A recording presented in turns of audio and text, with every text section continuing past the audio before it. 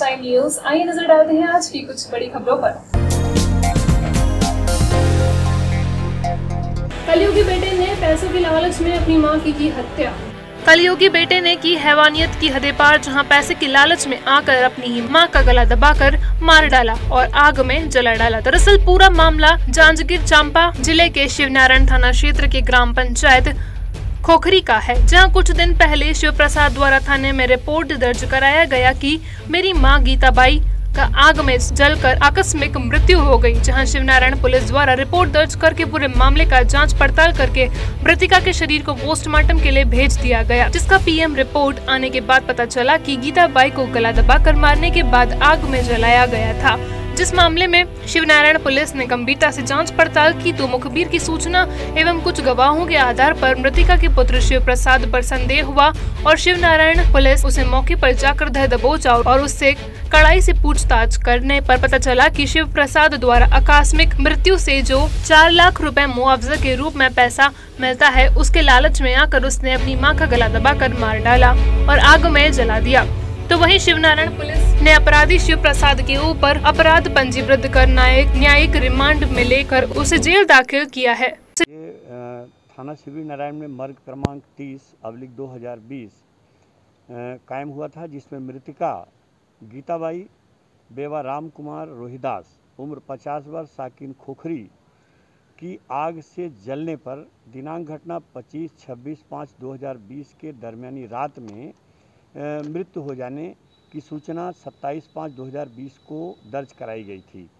सूचक शिव प्रसाद पिता राम कुमार रोहिदास 28 साल साकिन खोखरी ने सूचना दिया था, जिसकी मर्ग पंचनामा कार्रवाई की गई थी। शव का पीएम सीएससी शिवनारायण से कराया गया था, जिसमें पीएम रिपोर्ट महिला डॉक्टर अन्विता ध्रुव जी के द्वारा दिनांक 27/7/2020 को प्रदान किया गया था।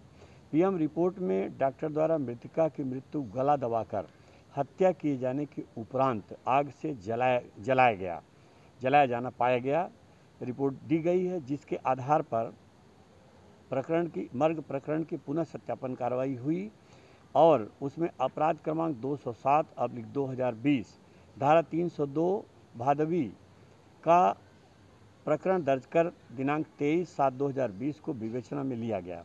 प्रकरण की विवेचना कार्यवाही गवाहों के बयान मुखबिरों के बताए अनुसार यह जानकारी मिली कि मृतिका का पुत्र शिव प्रसाद, जिसकी उम्र करीब 28 वर्ष है, जो इस मर्ग प्रकरण का सूचक भी है, वह संदेहास्पद परिस्थिति में है। और दूसरी बात ये थी कि ये मृतिका की मृत्यु के दूसरे दिन से ही उसके पीएम की रिपोर्ट मांगना शुरू कर दिया था। ये थाने में भी कई बार आया और अन्य उच्च अधिकारियों के पास भी आवेदन दिया था, तो इस पर थोड़ा संदेह हुआ था कि ये क्यों बार बार मांग रहा। आज जब इसको तलब किया गया और कड़ाई से पूछताछ की गई तथा अन्य गवाहों से पूछताछ किया गया, तो ये एक स्वच्छंद प्रवृत्ति का आपराधिक गतिविधि का व्यक्ति है। छोटी मोटी चोरियां करता है और किसी के घर में घुस जाना, अपराध करना, ऐसी प्रवृत्ति है इसकी। अपने घर से अलग रहता है। ये तनौद गांव में रहता है, जबकि इसका घर खोखरी में है। माँ अकेले रहती थी, इसका पिता भी खत्म हो चुका है। इसका एक छोटा भाई है जो इलाहाबाद कमाने खाने गया हुआ था, वो घर पर नहीं था।